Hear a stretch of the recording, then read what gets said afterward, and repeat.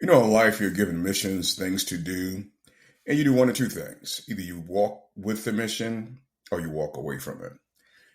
Ironically, this show was a mission, basically, when Black men talk.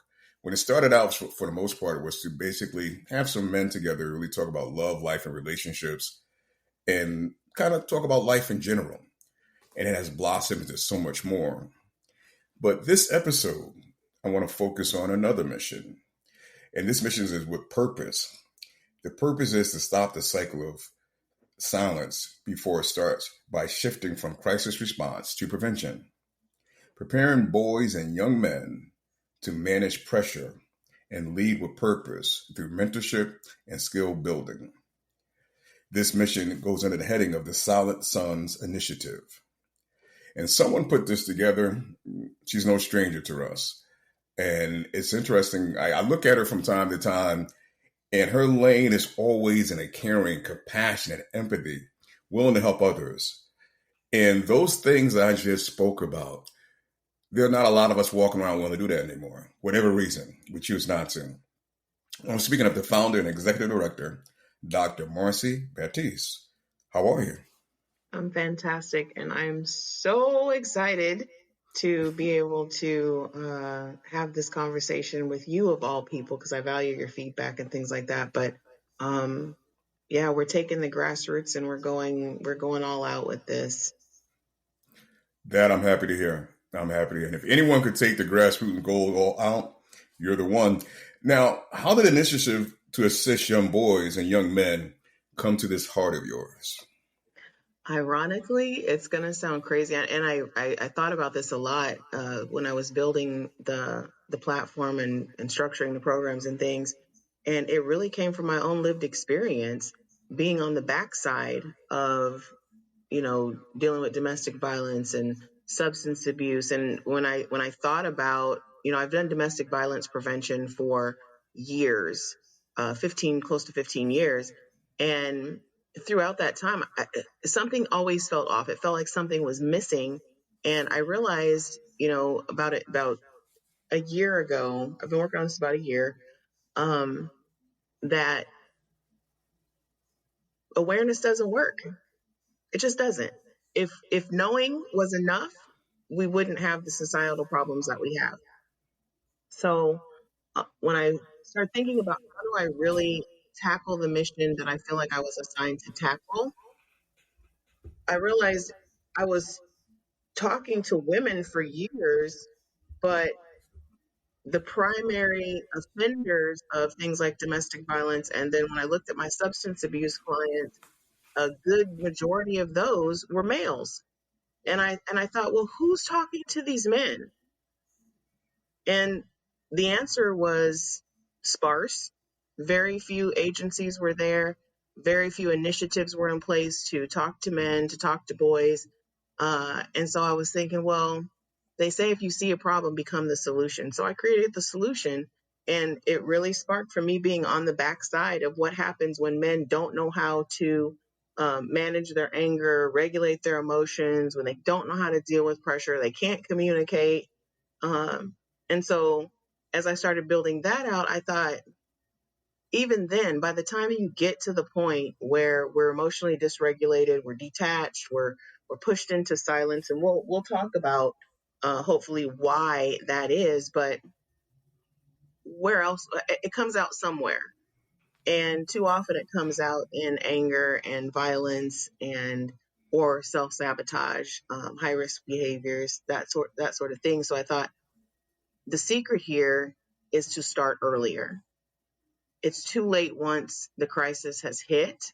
And so the Silent Sons initiative really, I massaged it a lot over the course of building this out. And so now we're really dealing with a continuum from boys around age 11 up through 25 when they're transitioning into adulthood. And we'll talk about the different programs, I'm sure, but that's really where it came from. It's really teaching them young how to lead with control, live with integrity, know what having a standard means, um, so that they're not left feeling vulnerable or that their opinions don't matter. I hear a lot of men, you and I have talked about it on the show before. about how men don't feel like they can express their feelings. They don't feel like anyone listens to them. And Silent Sons is here. We're in the race. We're willing to listen, and that's how this got started.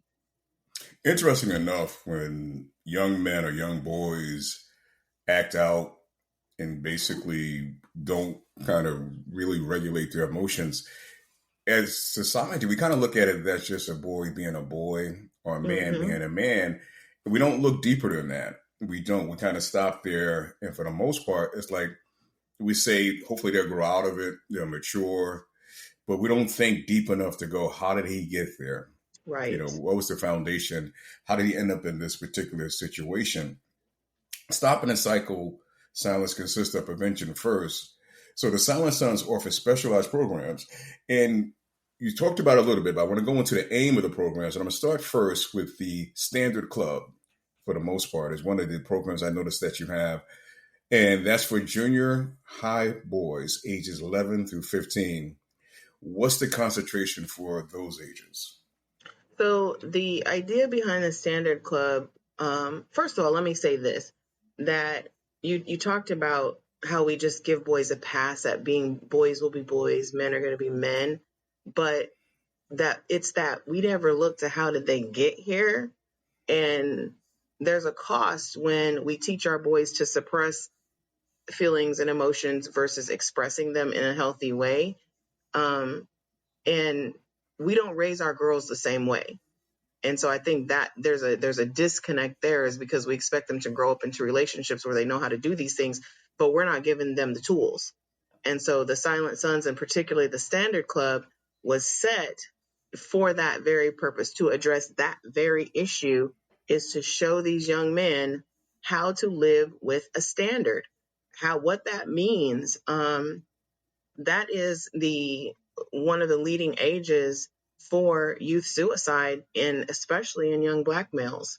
Um, there's an epidemic out there, and it starts with the suppression of emotions, not knowing how to express your feelings, and not feeling you have anywhere to go or anyone to talk to. And so Standard Club teaches them things like leadership, respect, teamwork, and accountability, but it also sets the stage and it gives them a place where they can feel grounded in something, they can feel attached to something, and not just a something where they're expected to perform. And I think that's a key, because a lot of times we put our boys into things like sports. You know, I'm a huge football fan. I love basketball, but all of that involves aggression, especially football. So we put them in these programs so that they have a belonging, they build this teamwork, they build that camaraderie, but it also accentuates the aggression in them.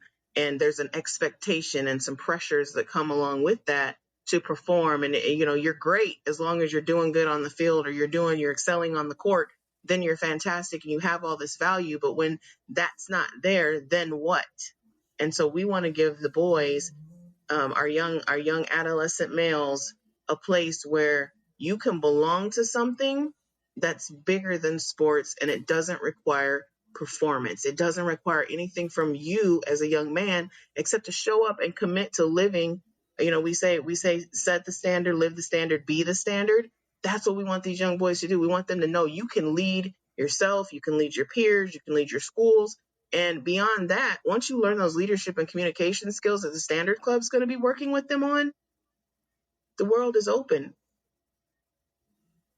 I want to circle back because you said they put them in sports and stuff. I'm going to nail that down and go. Families do this a lot of times. Fathers and mothers, from an early point of their child's life, decide this child is going to play XYZ.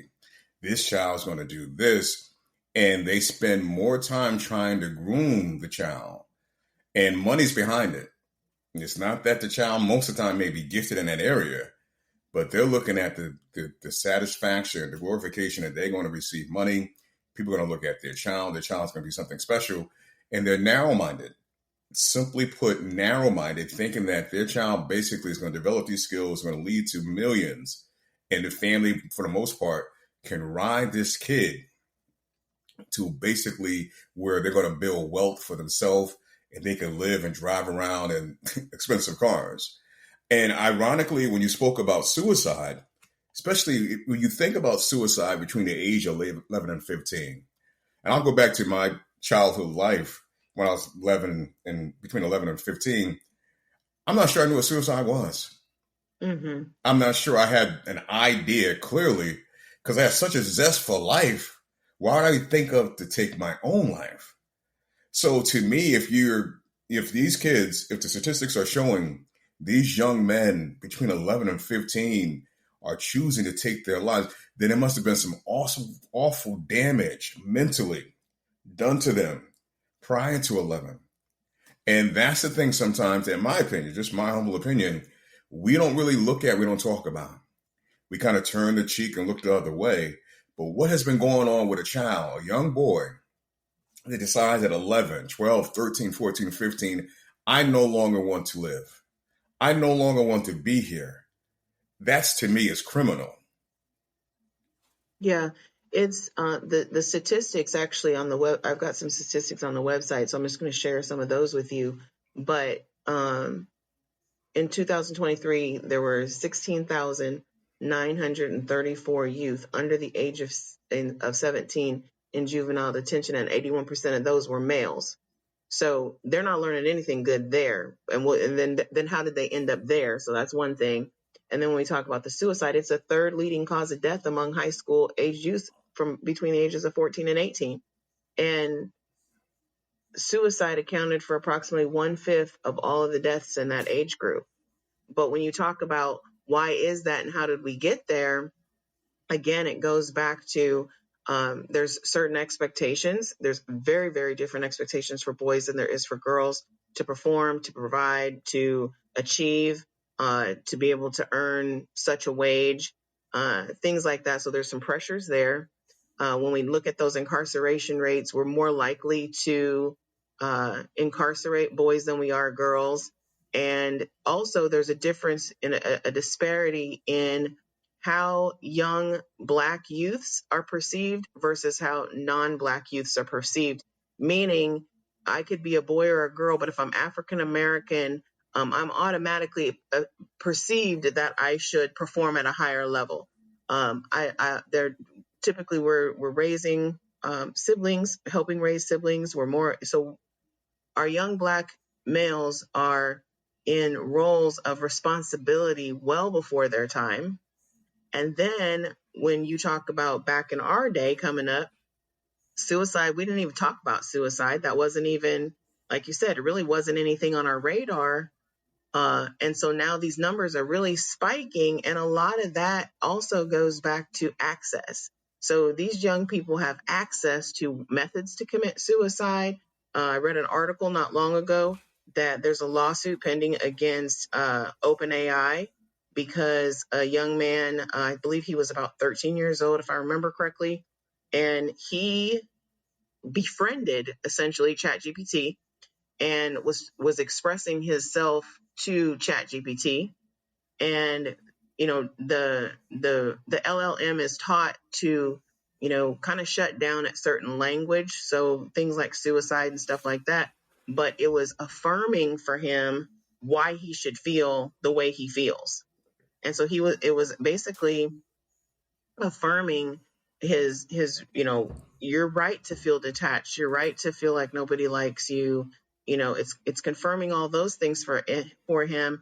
And then when he started going down the path of pursuing and exploring the idea of suicide and sharing with ChatGPT that I'm having these feelings, the model tried to shut down at that point and redirect by not essentially, basically saying, okay, well, I can't tell you that unless, and it gave him the cheat code, unless you're doing research for a report. And so he learned to reconfigure how he asked questions to get the answers that he wanted. And essentially, make a long story short, ChatGPT gave him the recipe to commit suicide.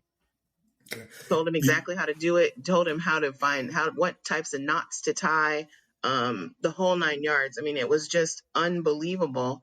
And so our kids have access to so much information that they don't know how to use that's so powerful.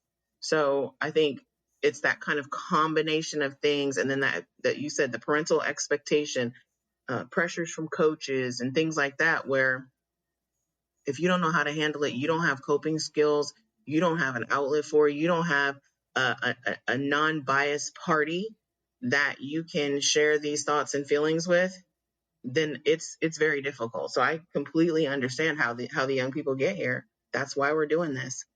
Yeah. That story, I'm familiar with that. And I'm not trying to defend Chat GBT in no form or fashion. But the parents here should be held Mm-hmm. responsible. At what point do we hold parents responsible? Now, the AI is just a machine, whatever the case may be. Right. And I understand it's said to the child, as you said, unless you're doing X, Y, Z. But my point here is long before that child picked up and started chatting, where were the parents? Where were the communication with the parents? Where was the parents paying attention to what was going on with this young man? And again, a lot of times, like I said, we tend to gloss over when things happen. We gloss over. And a lot of times when something like that happens, we want to point fingers and point blame. I'm Yeah. not trying to point a finger or point blame, but reality says to me, where was his dad? Where was his mom? Where was his grandfather? Where was his grandmother? Where was his uncle? Because, we all basically, when kids are around us as family members, should be responsible and take heed to what's going on with our children. Mm-hmm. So, and I'm not saying things like that's not going to happen, but we're spending time, trying to get high, chase everything under the sun that we should not be chasing. We allow our kids to fall, not even fall, throw them through the cracks, throw them through. So I say it again. Where were the people, the structure around this young man? Because if he was feeling he wanted to take his life, who do you have to talk to? Not a Right. machine. Who do Right. you have to talk to? Because I guarantee he put his head on a pillow in somebody's home at night. Night Right. after night. What were they doing with this young man? And I don't want to go too deep in it, but that's the side I look at when I read the story. Because as adults and responsibilities, we should have them to our children until they get to a certain point in life where they can carry on by for themselves. So to hear that, he did what he did, and of course now you get a lawyer in front of your face, let's sue this, blah, blah, blah, blah. I don't think that case is going to go anywhere, realistically. But let's sue because for the parents, let's not look at ourselves. Chat PT basically killed our son. Mm-hmm. But at some point, the roosters will come home, and you have to grieve that and realize you played a part. Right. Moving on to your next program. It's the Game Ready Elite. It's high school and college athletes ages 16 through 24. What are some of the key elements here? So Game Ready Elite came about, as I said, and you and I talk about this all the time about my love for sports. And I've over the years just been watching so many young men, both high school and college athletes. They have their whole futures laid out in front of them as far as professional sports, uh, but they're not equipped off the field. So they're performing, stellar on the field, but it's the off the field stuff that gets them in trouble, whether it's their academics, whether it's them engaging in high risk, what I call high risk, low reward behaviors, doing things that they are essentially kind of given a pass for. And I think we give our standout and elite athletes passes for a lot of behaviors that are really, if we want to be honest about it, are cries for help. They don't have the skills, they don't have the tools to manage the pressure that's coming down the pike for them. And so Game Ready Elite really equips them and teaches them the tools and the coping skills, how to maintain composure, how to make controlled, mindful decisions about their actions, about what they're going to say, how they're going to present themselves, and then in turn, by doing that, it gives them a little bit of self-control and protection as far as like their eligibility goes for their sports, if they've got NIL deals coming at them.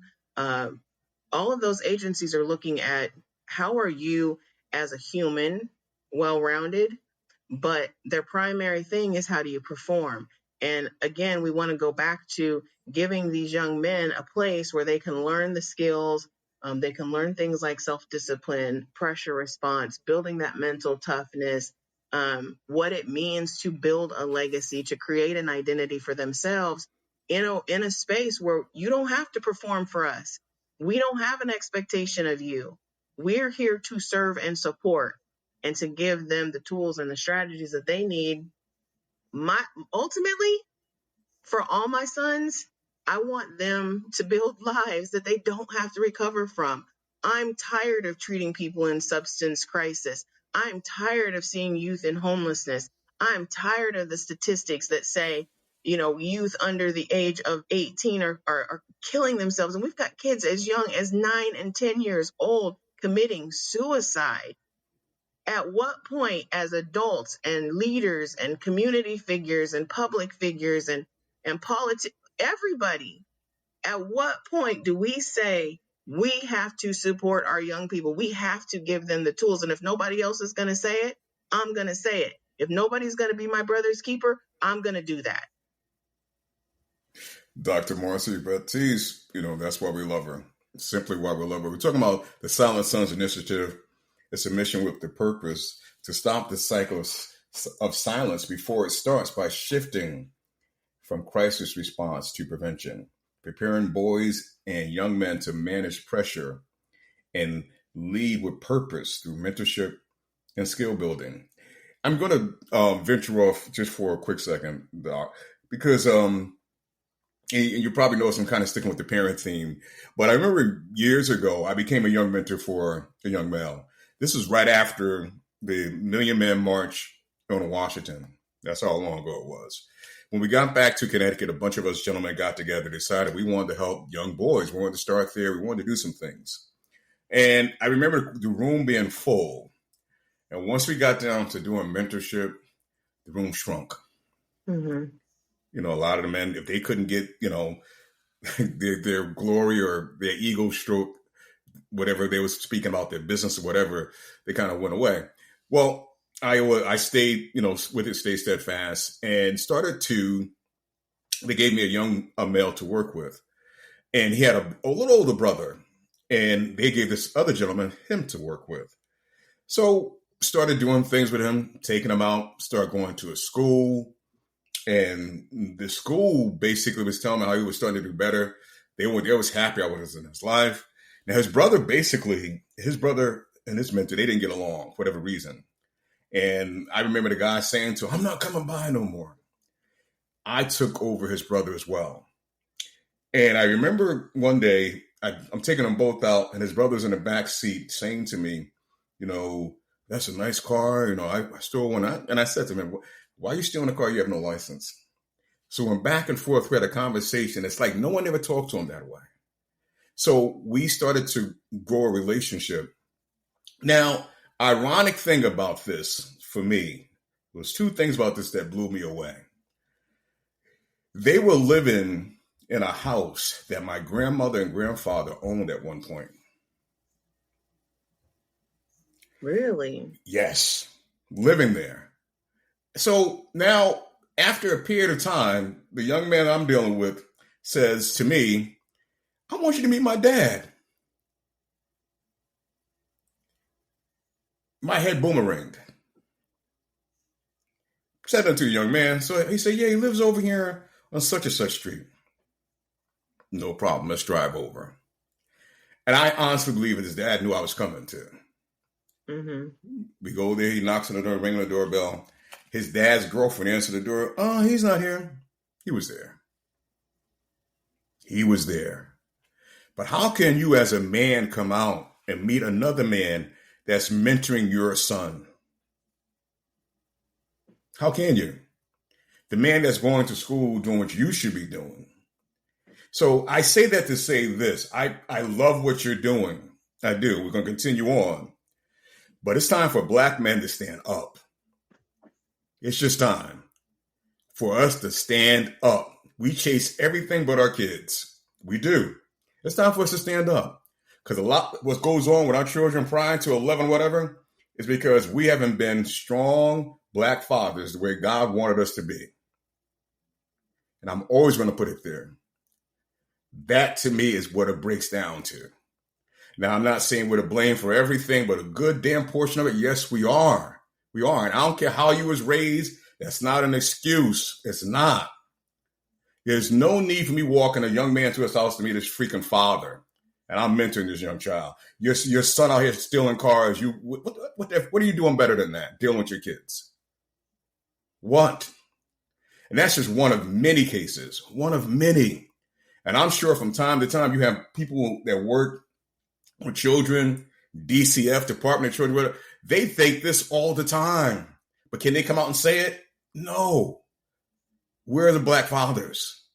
Because no one should be able to handle your son, treat your son, groom your son, raise your son better than you. That's your freaking seed.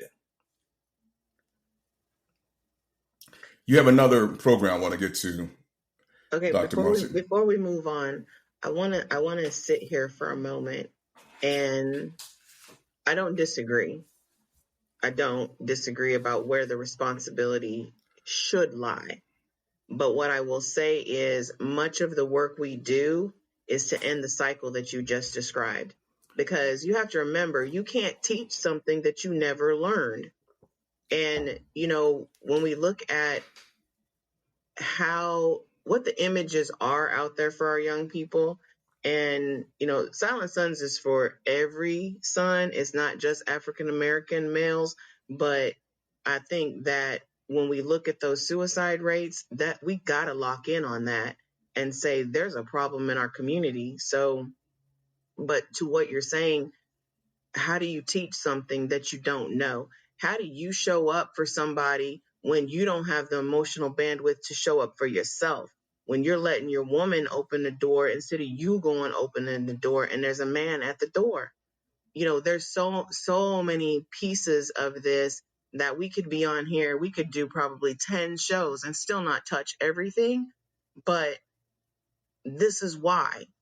Exactly what you talked about, exactly what you described. Number one, I want these young men to have a place. I want them to have all the marks that they need.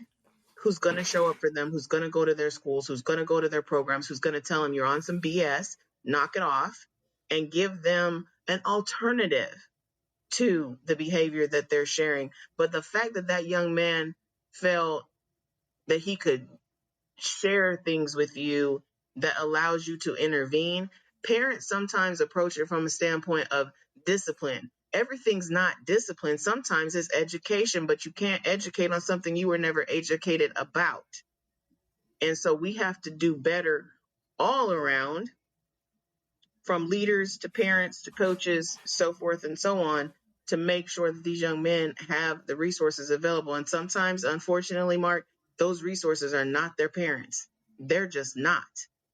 And we could, we talk all the time about past traumas and all that. I'm not going to even go into any of that, because what we're talking about is forward facing. How do we intervene and disrupt this cycle and get these young men the resources that they need so that they don't grow up to be those types of fathers?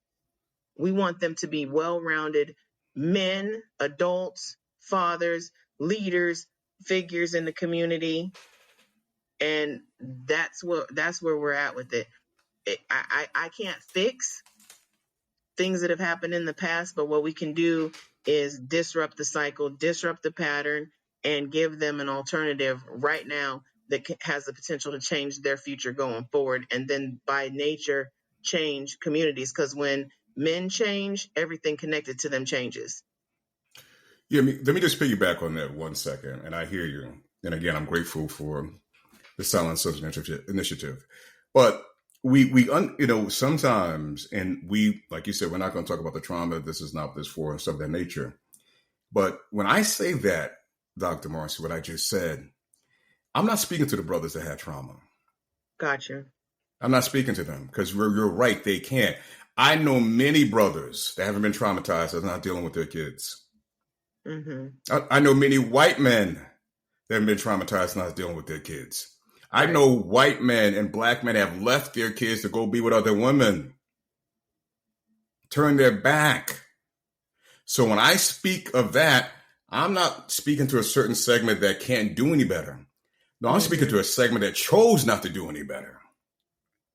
So I want to be Understood. clear about that. They made choices, intellectual choices to abandon their children, turn their back on their children, chase money instead of their children. I know a bunch. So I speak Yeah. to that. I see both sides.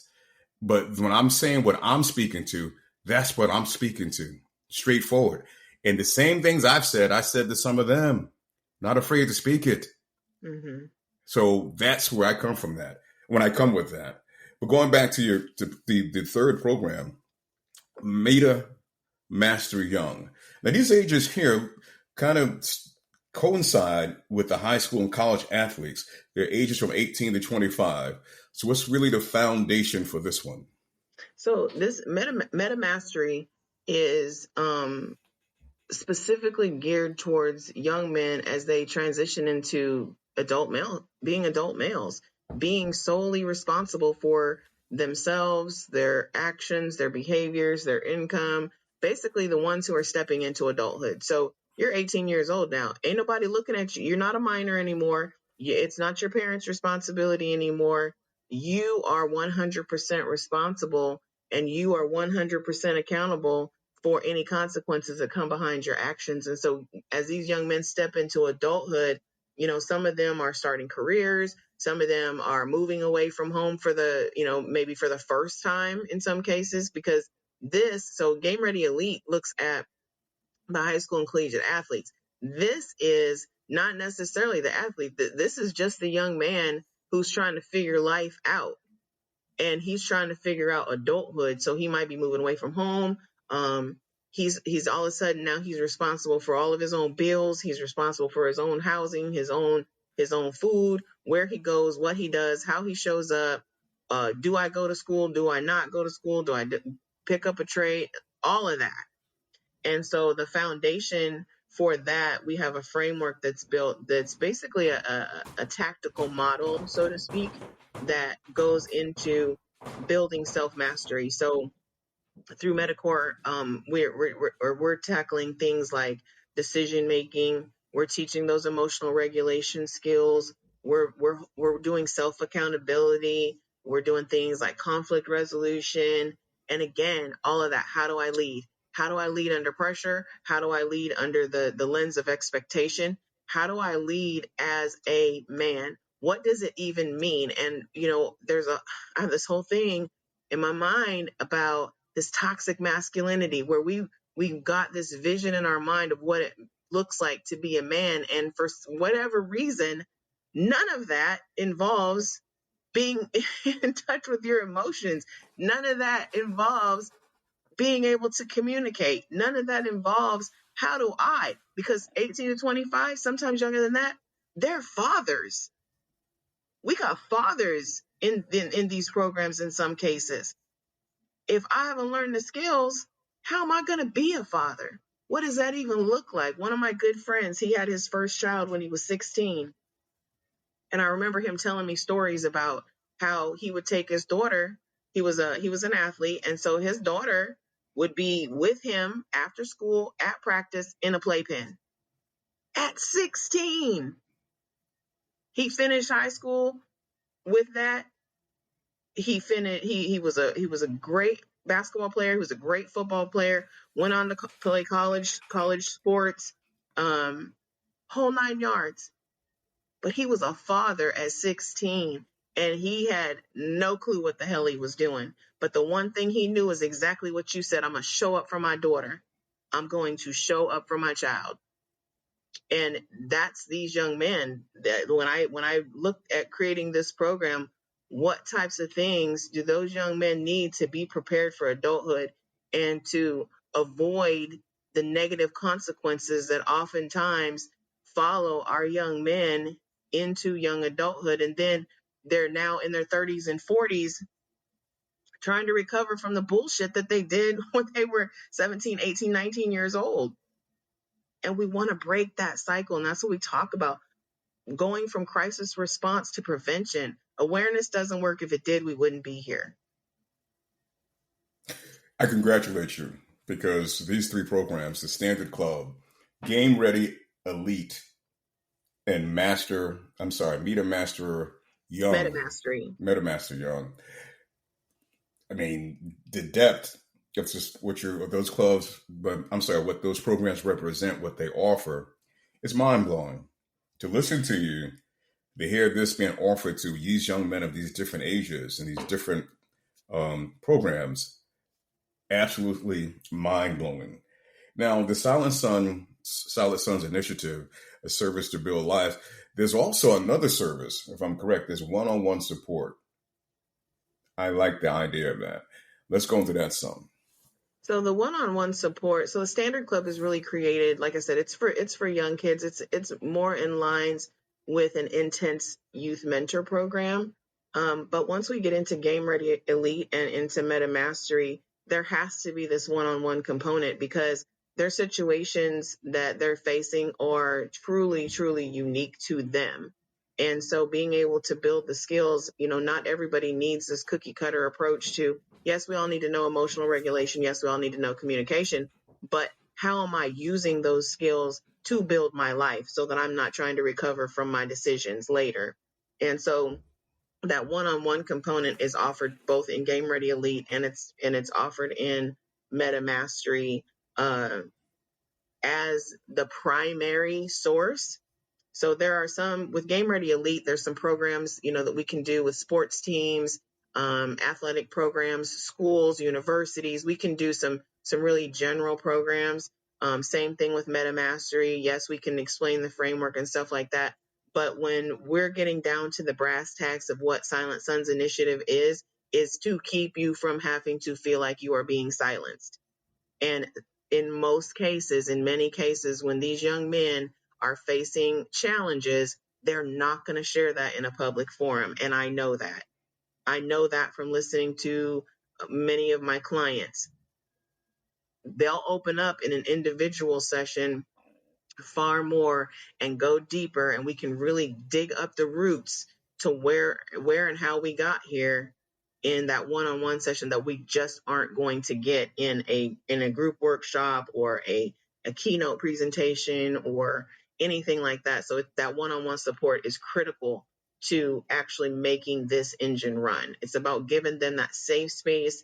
It's about giving them the tools and then allowing them to practice the strategies and then come back and say, okay, this is what I did. This is what that outcome was. What did that mean? Did I do something? Could I do something better? And I try and stay away from I did it wrong, because can we do it better? It's not about what we did in the past. It's always going to be what can we do moving forward that's going to give them better control of their outcomes. Service to build lives. Yeah.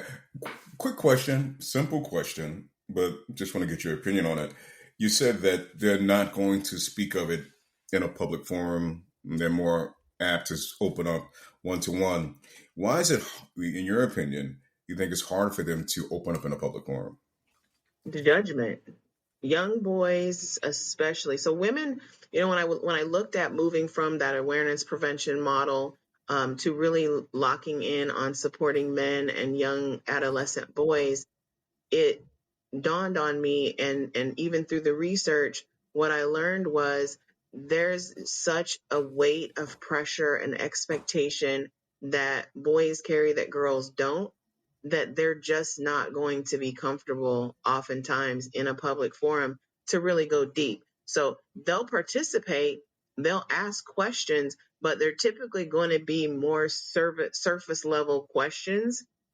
They're going to be more generalized questions that, in some cases maybe sparks more questions inside them, but they're not, yeah, I can't go deep here because all my peers are looking, or, somebody may be recording this and I'm going to not now look like I'm a man because, or if I feel emotional, I'm not going to express that. I'm not going to cry. I'm not going to do any of those things because that's not what being a man is.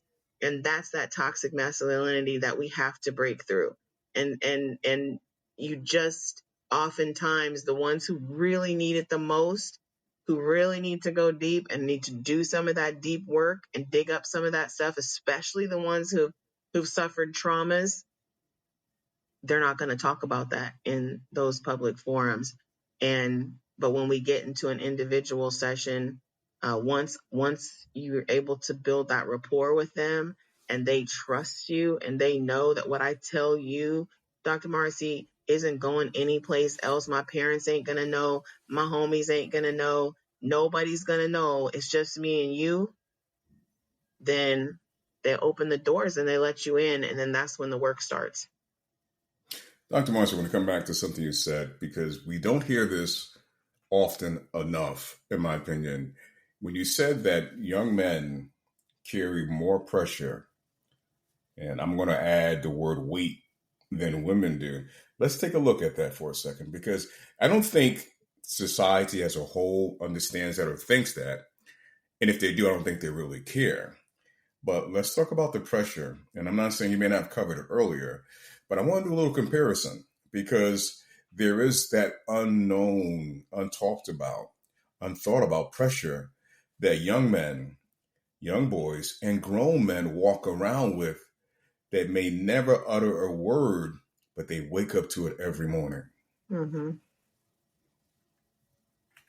So that's the component where we go back to awareness doesn't work, because the weight of that pressure, they're not going to talk about it. They're not going to express it. And oftentimes they don't even have the words to be able to articulate, this is how I'm feeling. This is why I feel weighed down. This is why I feel silenced. I don't know where to go. I don't know who to talk to. And I don't feel safe in discussing it with my parents. I don't feel safe in discussing it with my significant other, and this goes for with, years of counseling adult men. And when I look at how many of them turned to drugs and alcohol because they didn't have anywhere else to relieve the pressure, and it becomes that release. It's the same thing for when we look at men who are addicted to pornography or gambling or any of these other things, these high risk, low reward behaviors is just a sense of release. Let me not think about it. Let me not carry it. Let me put it down for a little bit. And it's destructive to them and everyone around them. And you're right, Mark, men don't talk about it. And until I was really got involved in behavioral health, learning about mental health and the substance abuse side of it, that's when I really started to see this is that common thread that if I lined up all of my hundreds of male clients over the years and looked at what is the common denominator, and that's what it is. It's that sense of pressure and there's no place to release it. So I'm going to go do X, Y, or Z. Whether it's cheating, whatever it is, there's a reason why they're doing it, and there's a reason that they're not sharing until the crisis becomes too much and now we're in trouble, either for addiction, incarceration, whatever the case may be. You're something else. You're something else, because again, a lot of people, this mission would basically would notice it, but not take it on head on and deal with it. And I commend you for doing so. You have a website address that I want to spend some time on that's real put together very well, and it offers a lot. And this is where young men, their parents, their relatives, and others can go and get information. Let's go there.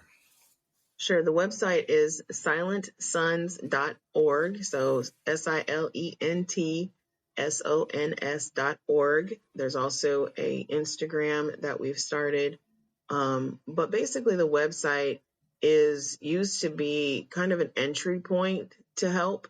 So I don't expect that every young man or every parent or coach or whatever the case, athlete, whatever the case may be, I don't expect every one of them to reach out. So regularly I'm adding downloadable resources. There's a resource page that's there that, goes into domestic violence. It goes into sex trafficking, basically anything that you can think of. There's connections to the suicide prevention hotline, domestic violence hotline, all kinds of stuff, all sorts of resources there that connect you to these national resources.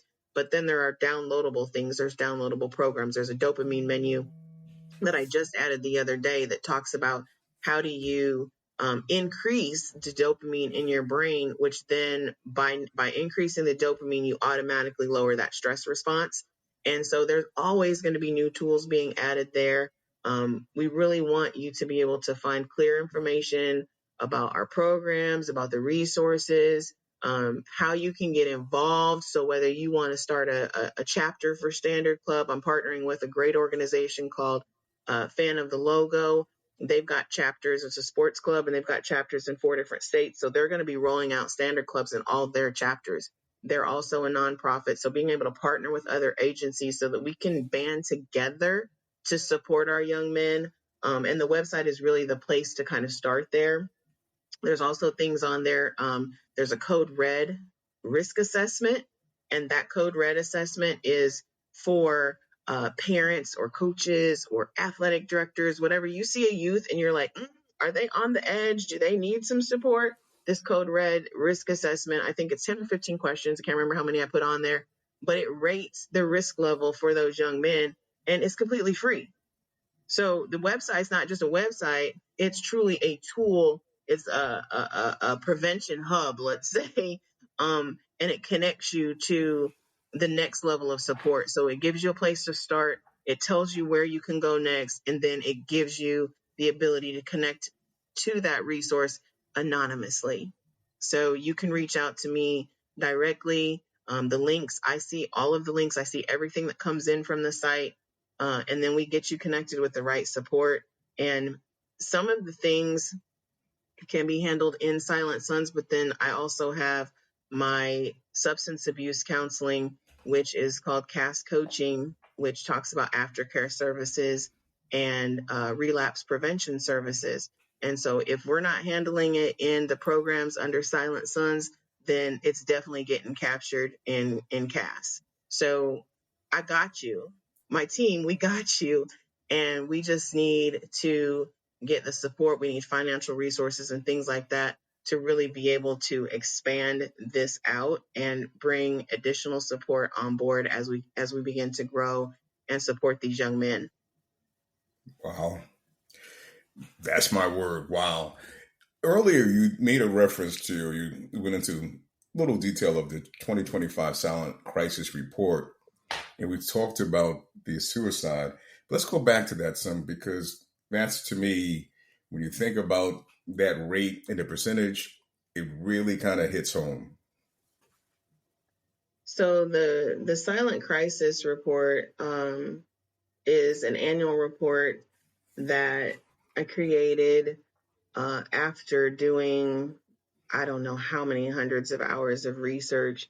And like I said, I really wanted to lock in on, I wanted to make sure that the programs that we develop and how we structure everything was hitting all of the key points. And so the Silent Crisis Report is basically a social impact document, so to speak, but it highlights the critical state that young men in our country are facing.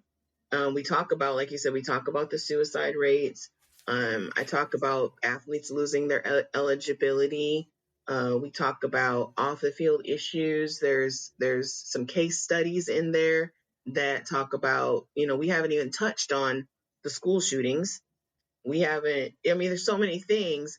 And so being able to address the connection between unresolved trauma, destructive behavior, the lack of support, the lack of knowledge, which a lot of this boils down to that support and that knowledge piece. And so it showcases, what the solutions are and how Silent Sons is the solution. They say, if you identify the problem and you don't become part of the solution, then now you are too part of the problem. And I realize that for all of the work and my survival is a responsibility, you know, uh, philosophy with regards to domestic violence and things like that. The substance abuse taught me that there's a trauma trifecta, is what I call it. And you've got domestic violence on one side, you have incarceration on another, and you have substance abuse on another. And those things just kind of go in this ongoing continuum if we don't disrupt it beforehand. And so the secret is to try and catch the young people before they get into the trifecta. But if they're in it already, they're already facing challenges, crisis has already struck, don't worry, there's a way out. And that's when we move over into cast coaching, which really digs deep on, you're already in trouble. And the silent crisis reports basically summarize all that. And it's a call to action. It's a call to action for parents, for educators, community leaders. We have to stop. The awareness rallies are great. But if awareness worked, we wouldn't be here. I'm going to keep saying that. I'm going to keep yelling that from the rooftop. Awareness alone doesn't work. We have to be disruptors. We have to invest in preventative measures, and we have to give these young men the support that they need. And we got to stop saying, oh, if you're going to be a man, then you got to just suck it up and deal with it. Well, sucking up and dealing with it is killing families and it's killing our communities. And so we're part of the problem. So now it's time to become part of the solution. Thank you for being you. Thank you for seeing us as men, young and older. And thank you for caring, and thank you for taking the initiative to do something about it. Couldn't have it any other way. Once I realized, like, Marci, you've been doing this wrong for years. Awareness isn't working because awareness doesn't work. So let's do something that works. And then it was just a matter of taking the time to sit down and do the deep research to figure out, okay, what do we need? Where do we start tackling this, and putting the structure and the framework around it to give people something that they can latch on to, that they can support, that they can put resources behind, whether it's financial resources, it's in-kind donations, it's donating your time, it's donating your information. Look, we have to do better as adults. We have to do better as leaders. And when I look at this generation that's coming behind us, we've missed the mark as parents and as leaders. And so now it's time to pick the mantle back up and say, all right, we didn't do it quite right, but we're going to change that now. We're going to stop sending our sons into these cycles of silence that breaks them and it breaks everyone that's connected to them. And that's the saddest part for me. Do me a favor before we get out of here. I want you to give the website address one more time, please. Absolutely. It's silentsons.org. So silentsons.org, silentsons.org. You can also always hit me up, Dr. Marci Batiste, on any social media platform, and I got you. We'll get you headed in the right direction. The Silent Sons Initiative, the founder and executive director, Dr. Marci Batiste. I want to thank you. We look forward to having you back on again real soon. It's Mark Elliott closing this one down. You know God loves you. We love you too. Take care of yourself. May God bless.